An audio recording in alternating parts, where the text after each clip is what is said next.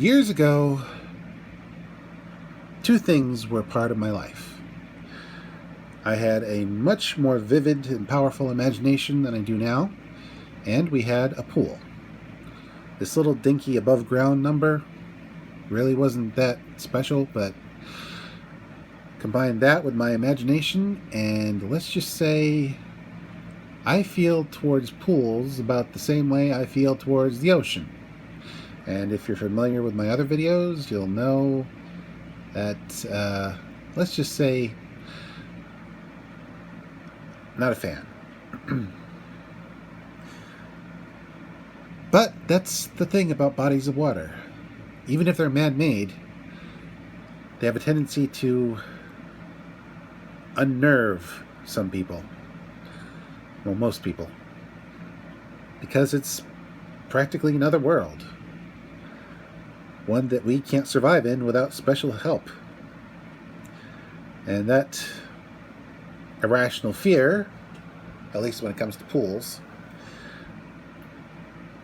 ends up coming back in spades.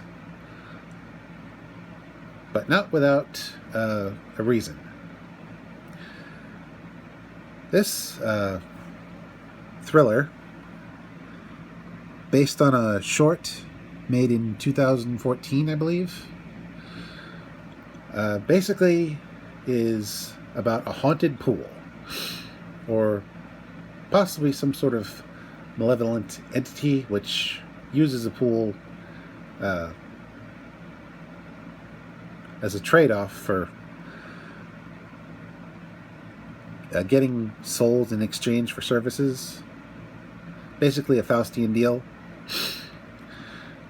And it's up to a former baseball player who's suffering from a debilitating illness to either choose his family or choose his health. And it's actually pretty decent. Kurt Russell's son, Wyatt, who's in like everything nowadays, including the new Godzilla spin-off series that's streaming, Monarch. He plays the dad, a former baseball player. He's got MS. That's multiple sclerosis, I believe it's called. And he's basically wasting away, forced to acknowledge the fact that he can't be the athlete or dad that he should be. But when he starts using the pool, after a mysterious disappearance of the family cat, he starts seeing the benefits of supernatural hydrotherapy.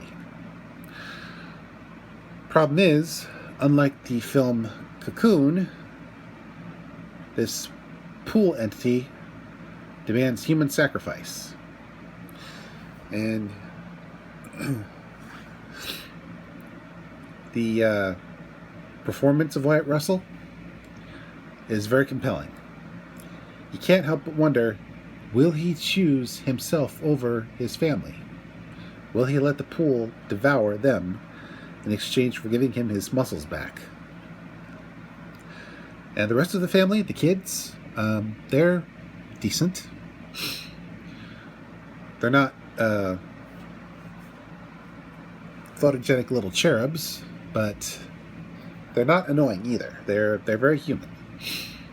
The wife, who I thought was Emily Blunt for a while, or possibly the actress who played the titular Winona Earp.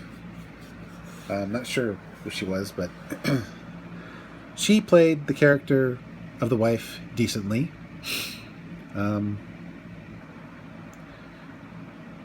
She had kind of a Shining thing going on where she immediately seemed to know something was off about the pool. The rest of the cast felt like a real suburban population. And well, that's about it.